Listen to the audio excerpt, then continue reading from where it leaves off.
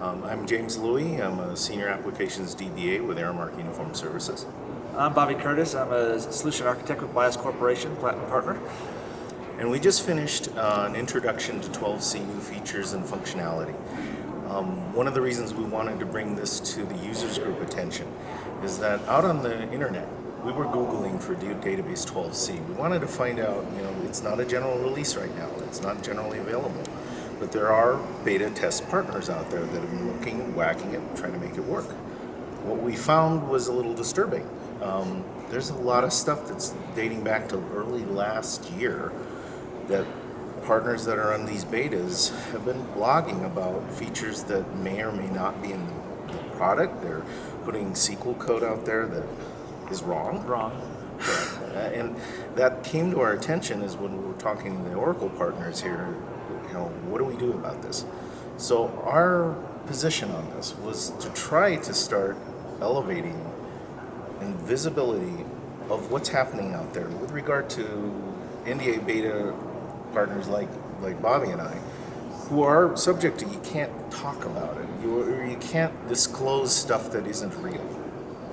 The feature sets in a final release are subject to what Oracle wants to try to present as a solid product that works to end user customers, not something the wheels are going to fall off just because they tried it, they put some spinners on it, and it ends up falling off. It's a bad idea.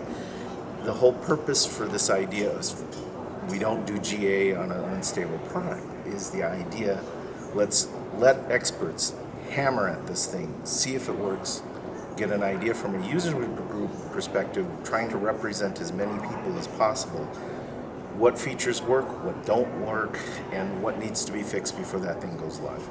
Yeah, and so that way the users understand what they're getting versus more what the hearsay is out there, really. Because everything that's been posted out there in the blog violates the NDAs. And like James was leading to is that Oracle can pull things out and nobody really knows it because they're relying on older postings which are not authorized anyways. So by this session was actually really to provide the user groups a base of going, here's what we've seen and here's what we think is going to be in there, but it's not guaranteed. Yeah, I mean, realistically, we do know that forward information is good, telling people that the documentation that's going to be provided is more massive than ever before. It's going to give you direction as a DBA or a developer or a manager trying to make a decision to adopt this product. There is more to read than ever. There's room for more books to be written than ever. There's definitely more room for webinars than ever on this product. They're thinking 500 plus new feature functionalities that are really exciting stuff. And we did the tip of the 25 tip of the iceberg on this product. But in terms of like what that final product ends up being, and when Oracle decides yes, it's ready for market, we had the confidence as user group representatives, ODTUG, IOUG, UK IOUG, or Australia IOUG, we are trying to stand behind it in terms of saying, when we tested it and we hammered the crap out, we hammered it to death, those features worked.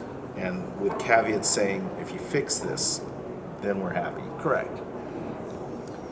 That's the idea of the session. That's the idea of going forward with telling people, you do need to go back to the drawing board or the school to find out how to use the product in the best way.